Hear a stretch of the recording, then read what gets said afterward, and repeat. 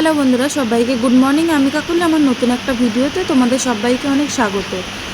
আজ কদিন ধরেই খুব বৃষ্টি হচ্ছে, দেখো কাল রাতের থেকে মানে কোনো থামাথামি সিন নেই। সেই সকালবেলাও ভিজে ভিজে কাজ করলাম, একবারে যা বাইরের কাজ ছিল সেরে একবারে স্নান করে চলে এসেছি। তারপরে ঘরে এসে রান্না বসিয়েছি।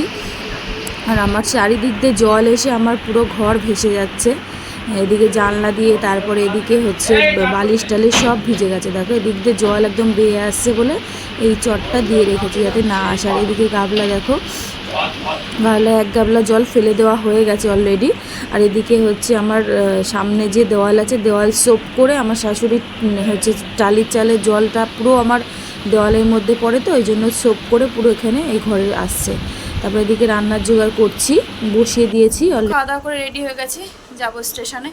চলো তার আগে তোমাদেরকে রান্নাটা শেয়ার করে দিই। আমি তাড়াহুড়ো করে ফেলেছি, তো তোমাদেরকে তখন শেয়ার করা হয়নি। চলো এখন শেয়ার করে দিই কী কী রান্না করলাম। এখানে ভাত করে নিয়েছি আর পটল ভাজা, ভাত আর দেখালাম না। আর এখানে হচ্ছে চাল কুমড়ো দিয়ে ডাল, আর এখানে হচ্ছে চাল কুমড়ো শাক। এটা হচ্ছে এখনও হয়েই গেছে, একটু 5 মিনিট থাকলেই নামিয়ে বন্ধ করে দিলে হয়ে যাবে।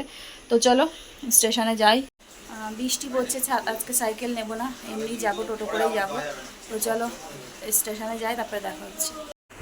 তো 9:30টার সময় ঢুকলাম বাড়িতে। ঢুকে তারপরে হচ্ছে তার আগে তোমাদের দাদাভাইও বেরিয়েছিল, ও ঢুকে নাকি দেখে সারা ঘরে জল পুরো একদম ভেসে গেছে।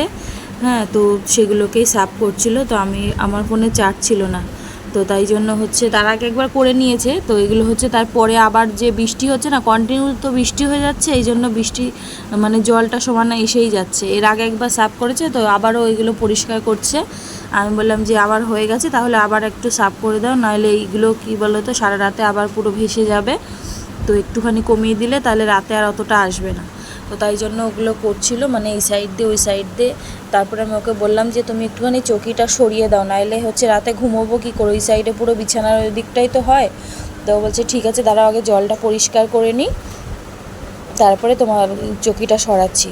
তো সেটাই জলটা মানে পরিষ্কার করছিলো। এই কোণা দিয়ে পড়তো না, কন্টিনিউ যে এভাবে বৃষ্টি হচ্ছে, তো দেখি আবার নতুন এই পাশ দিয়েও পড়া শুরু করেছে।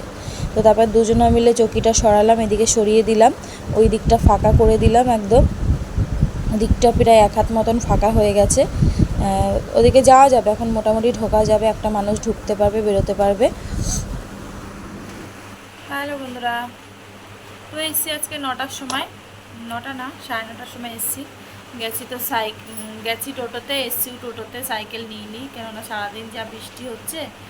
তো আসার সময় দেখলাম যে পুরো রানাঘাট রেল স্টেশন, মানে যেখানে রেল আছে সব পুরো জলে ভেসে, মানে জলে ডুবে গেছে, সব মোটর লাগিয়ে সব জল ছেড়ছে।